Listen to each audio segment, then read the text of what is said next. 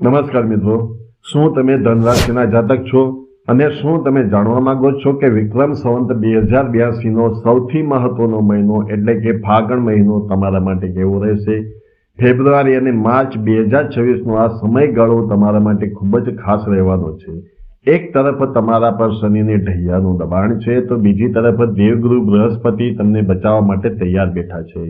અહીં મિત્રો એક વાત કહી દઉં કે શનિની ઢૈયા એટલે શું, તેના માટેની વિસ્તૃત માહિતી સાથેનો આપણી ચેનલમાં ગયા મહિને મેં વિડીયો મૂકેલો છે. ઢૈયા લખીને તો તે જોઈ લેવો જરૂરી છે. શું આ મહિને તમને અચાનક ધનલાભ થશે? શું તમારી નોકરીમાં પરિવર્તન આવશે? અને હોળી પર કયો એક ઉપાય તમારું ભાગ્ય બદલી શકે છે? આજના વિડીયોમાં આપણે વાત કરીશું ધન રાશિના ફાગણ મહિનાના સંપૂર્ણ ભવિષ્યવાણી અને સચોટ ઉપાયો વિશે. તો વિડીયો અંત સુધી જોતા રહેજો. નમસ્તે મિત્રો, સ્વાગત છે આપણી ચેનલ લાઈફ પર ગ્રહોની સ્થિતિ. મિત્રો, સૌથી પહેલા વાત કરીએ ગ્રહોની ચાલ વિશે. આ મહિને તમારી રાશિમાં બે મોટી ઘટનાઓ બની રહી છે. પ્રથમ છે શનિની ઢૈયા. શનિદેવ મીન રાશિમાં એટલે કે તમારી રાશિથી ચોથા ભાવમાં ગોચર કરી રહ્યા છે, જેને જ્યોતિષમાં કંટક શનિ કહેવાય છે.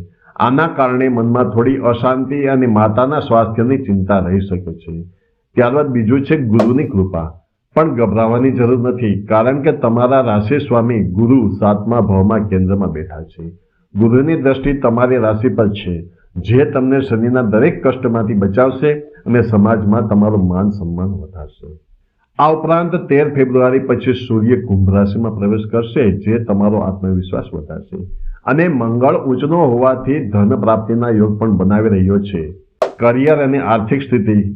હવે વાત કરીએ તમારા કામકાજ અને પૈસાની.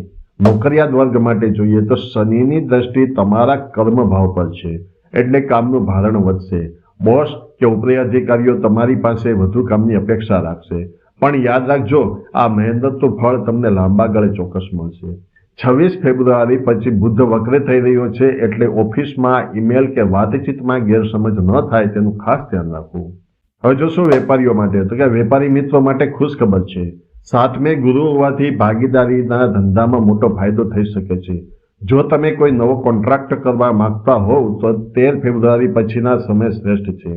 આર્થિક સ્થિતિ વિશે જાણીએ તો પૈસાની બાબતમાં આ મહિનો મિશ્ર રહેશે.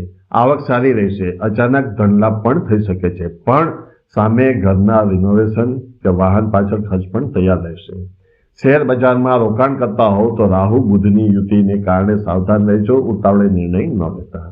પ્રેમ, પરિવાર અને સ્વાસ્થ્ય એટલે કે રિલેશનશિપ અને હેલ્થ.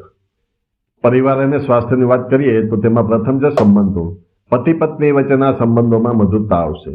ગુરુ મહારાજ તમારા લગ્ન જીવનને મજબૂત બનાવશે. પ્રેમી પંખડાઓ માટે પણ સમય સારો છે, પણ વાણી પર સંયમ રાખવો જરૂરી છે, કારણ કે રાહુ ગેરસમજ ઊભી કરી શકે છે. ત્યારબાદ છે સ્વાસ્થ્ય. અહીં તમારે થોડું સાચવવાનું છે. શનિ ચોથા ભાવમાં હોવાથી છાતીમાં જકડન, કફ કે શ્વાસની તકલીફ થઈ શકે છે. માનસિક ચિંતા કે અનિદ્રાથી બચવા માટે પ્રાણાયામ જરૂર કરજો. માતાના સ્વાસ્થ્યનું પણ ખાસ ધ્યાન રાખવું પડશે. ફાગણ મહિનાના પાવરફુલ ઉપાયો એટલે કે રેમેડીઝ. હવે છે વિડીયોનો સૌથી મહત્વનો ભાગ, ઉપાયો. આ ફાગણ મહિનાને શુભ બનાવવા તમારે શું કરવું જોઈએ તે નોંધી લેજો. તેમાં પ્રથમ છે શનિ ઉપાય. શનિની ઢૈયાની અસર ઓછી કરવા માટે દરરોજ સાંજે હનુમાન ચાલીસાનો પાઠ કરો. શનિવારે પીપળાના ઝાડ નીચે સરસવના તેલનો દીવો કરો. ત્યારબાદ ગુરુ ઉપાય જોઈએ તો દર ગુરુવારે વિષ્ણુ સહસ્ત્ર નામ સાંભળવું અથવા ગાયને ગોળ અને રોટલી ખવડાવવી. તે પછી છે હોળી સ્પેશિયલ ઉપાય. ધનરાશિના જાતકોએ હોળી રમવા માટે પીળા અને કેસરી રંગનો ઉપયોગ કરવો જોઈએ. હોલિકા દહનની અગ્નિમાં ચણાની દાળ અને ગોળ પધરાવવાથી ગુરુગ્રહ મજબૂત થશે અને ઘરમાં સુખ શાંતિ આવશે.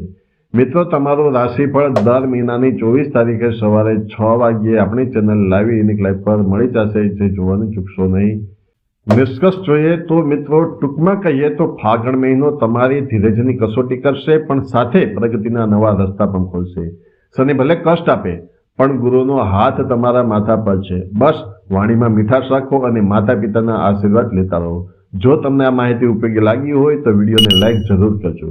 તમારા ધનરાશિના મિત્રો સાથે શેર કરો અને આવી જ સચોટ જ્યોતિષી માહિતી માટે આપણી ચેનલને સબસ્ક્રાઇબ કરવાનું ભૂલશો નહીં.